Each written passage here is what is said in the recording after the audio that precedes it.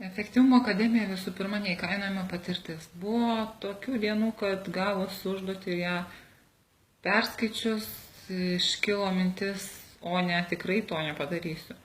Tačiau sėdint ir mąstant taip ir gyvenime, arba imi ir darai, arba tiesiog bėgi, ar stebi iš šono, kaip kiti tai padarys.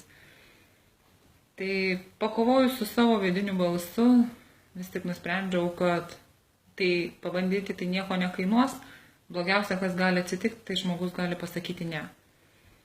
Bet kokie užauga sparnai, kai užduotį įvykdai ir koks džiaugsmas tiesiog, jog tai pavyko. Ir žiūrint, tos minutės akimis atrodo, jog nieko nėra neįmanoma. Būdavo, žinoma, ir visokių prieštaravimų vidinių, kad susidėliau dieną, susiplanau nuo ryto iki vakaro ir staiga gauta užduotis reikalauja daugiau jėgų nei 10 minučių. Tai vėlgi pakovoju su savo vidiniu balsu ir eini tą užduotį atlikti.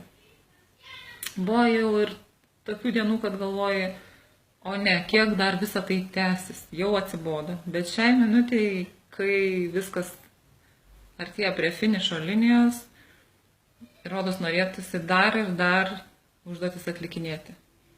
Tai yra vis tiek kažkoks tai įstatymas į tam tikrus rėmus, tai yra tam tikras režimas ir savikontrolė ir gebėjimas taip pat valdyti efektyviai savo laiką.